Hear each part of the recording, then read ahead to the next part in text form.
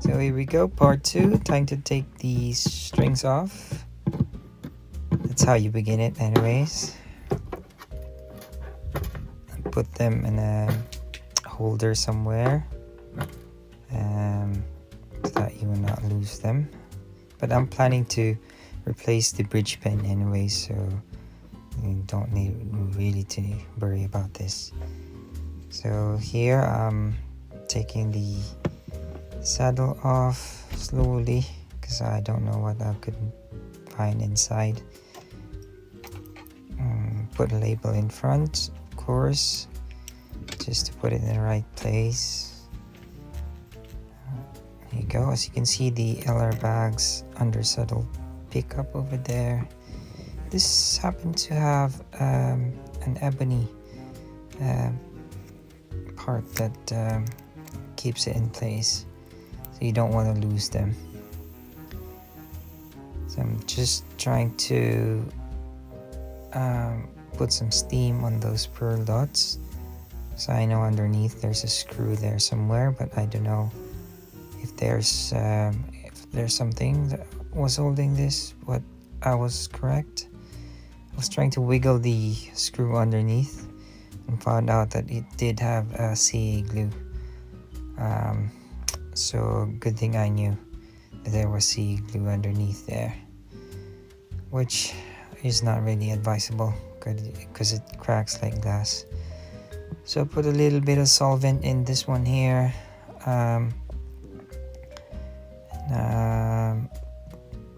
there needs some more solvent to dissolve it.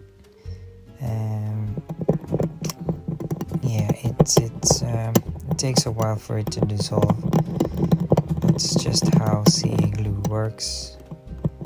You just have to be patient. Yeah, just trying to get this stubborn CA glue there. Just trying very slowly not to hurt the wood as well. Although you can see that there's a small area there that needs to be patched somehow. There, it's coming off now, slowly. So that solvent really helps, but be careful not to drop anything on the finish though. That's it. There, it's all exposed now. So this is probably the easiest bridge removal in the history of guitar repairs. As you can see, I just slid a piece of plastic underneath and it just cuts like butter. So you could really appreciate how humidity affects your guitar.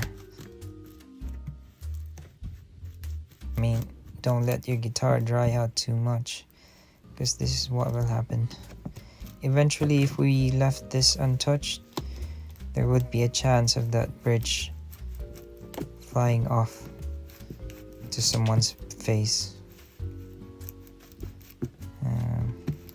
Yeah, I was trying really slow also, because I don't really want to take some more damage to it, and just to prevent any wood breakout underneath the bridge. And I really did not have to use my heating pad to take this off. Well, I was about to until, yeah, so there you go.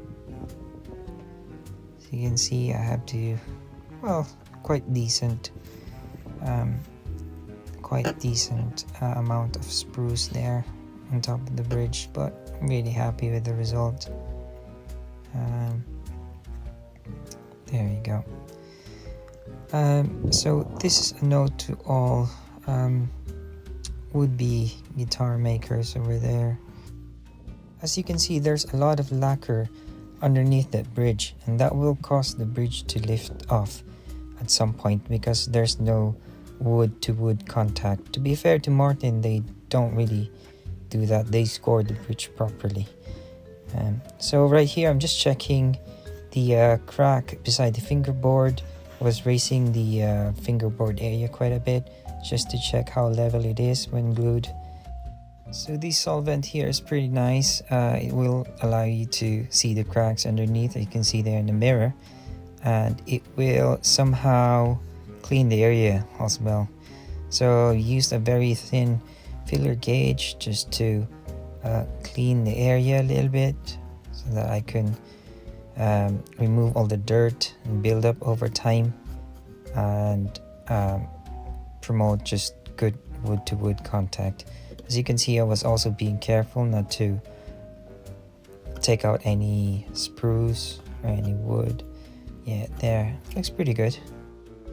After cleaning up the crack, I used a low tack tape to prevent any glue mess up, and I was trying to do a run through on how to apply the glue.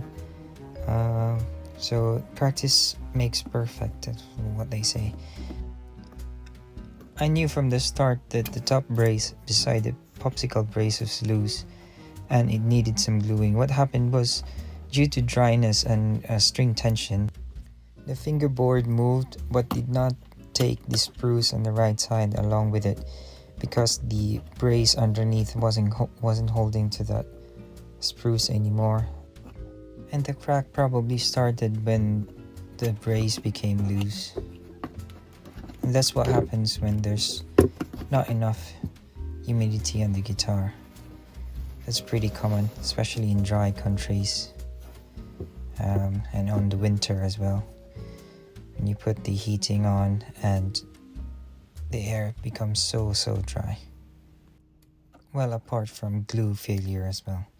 So here I'm using a fish glue to work my way through down that crack, using a small bottle with a very fine tip on it to prevent any glue mess up, and tissue paper is really handy. So that's the purpose why I was using a low tack tape, to save me some time during cleanup. And fish glue does have all the properties of a hide glue, except that it's got a very long working time. So I really recommend fish glue. Plus, in terms of instrument making, I always think that animal protein is always the way to go. Well, if possible anyways. But other glues like Titebond also works, but you have to make sure that there's wood to wood contact, because Titebond is stronger than wood itself, but Titebond can also fail if you don't prepare the area properly. So I'm trying to use a small filler gauge just to work out that area over there, and put some more glue. So you have to be patient. You've got enough time to do this anyways, so you just have to be patient and of course not be messy.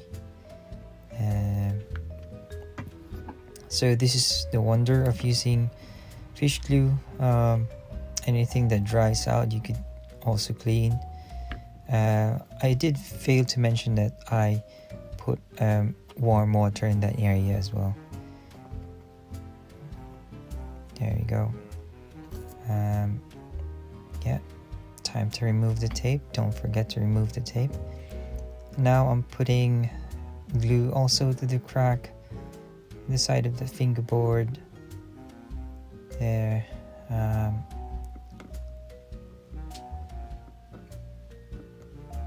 It'd be nice to use a suction cup for this, but being in a very tight area, I couldn't really do it. But the unused thin filler gauge helped me a lot. As you can see, I was just trying to be patient and cover all the areas. And as you can see in the small mirror there, I've actually did quite a decent job applying the glue.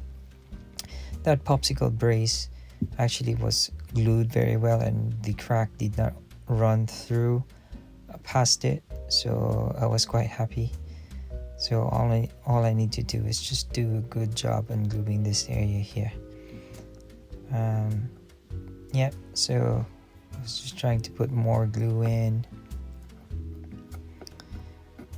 there. So this is not really a perfect fix, as I definitely would need some cleats for this after applying. However, I decided to glue this area first and then put the cleats as soon as it dries up. So just trying to use a damp cloth to clean it, and then I had to run through unclamping it just to clean up any squeeze out. So clamp it first and then clean up the squeeze out of glue. That's what I'm doing. So ideally I could put some cleats after I've applied glue in this area, but I just want to make sure that everything lines up properly, so I had to do the cleats the following day. And I forgot to mention and forgot to show in this video that I use a huge clamp to hug the entire body of the guitar to bring the sprues closer together. Well, other than being toxic, epoxy does not really move and flex that much. And when animal protein ages, it draws the wood closer together and it becomes really strong through time. And that's how violins and very old instruments last for a long time, because when it breaks on the area where the joint was made and not on the wood itself. I hope it does make sense anyways. And yes, you can make your own fish glue at home. You can also make hide glue. What Martin uses is horse-based hide glue, and that's just a fun fact. You could probably demonstrate on how to make fish glues, but it doesn't really last very long. Plus, you need to make it in a certain season as well. Here I was trying to do this the next day rather, just trying to make the area flat for the cleat. So I'm using that small wood with double-sided tape and a piece of sandpaper just to smoothen and flatten the area quite a bit. So I'm not really cutting into this video just to show you how hard it is trying to film this with a very tight space, and it's so awkward as well trying to make sure that you can see the video while I'm doing it. Plus the guitar is also clamped on the table. So I'm using a nice dry Sitka spruce with the wood grain parallel to make a cleat. So there. This flush cut saw, Japanese made flush cut saw, was really helpful. And of course this file and a smaller file as well. All you need is enough glue to cover the surface and to make a good bond. As you can see, I shaped the cleats to just prevent any excess wood. I know that spot there beside the fingerboard is a dead spot. It doesn't really affect the sound that much, but it'd be nice to form these cleats properly. And this one here also, because it's near the sun hole and people could easily see it. Now what would happen if you leave this crack unrepaired? Now there's a chance that the left side of the fingerboard will be cracked as well, and if both, or if one of them is left attended, it could cause your sound hole to get deformed as the fingerboard moves forward through humidity and age and string tension. It'd be really difficult to fix and put it back together.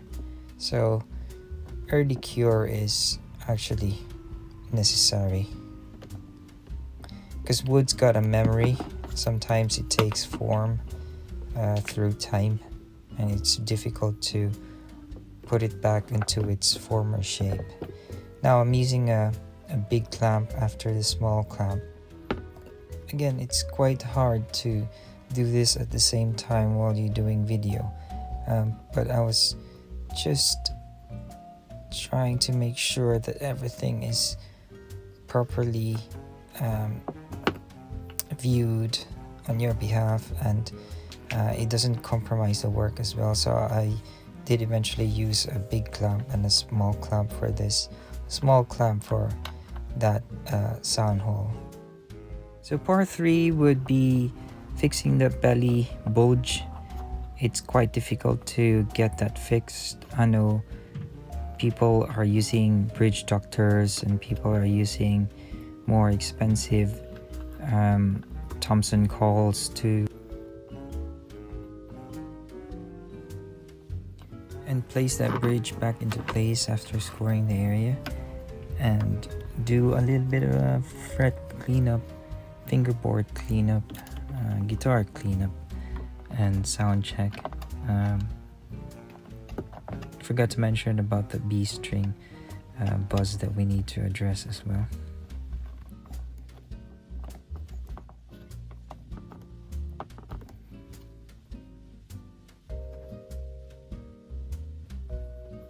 So it's done, just a couple of final checks, making sure that the clamps are holding tight, not too tight though, because you don't really need extreme pressure, just enough to push that wood in place.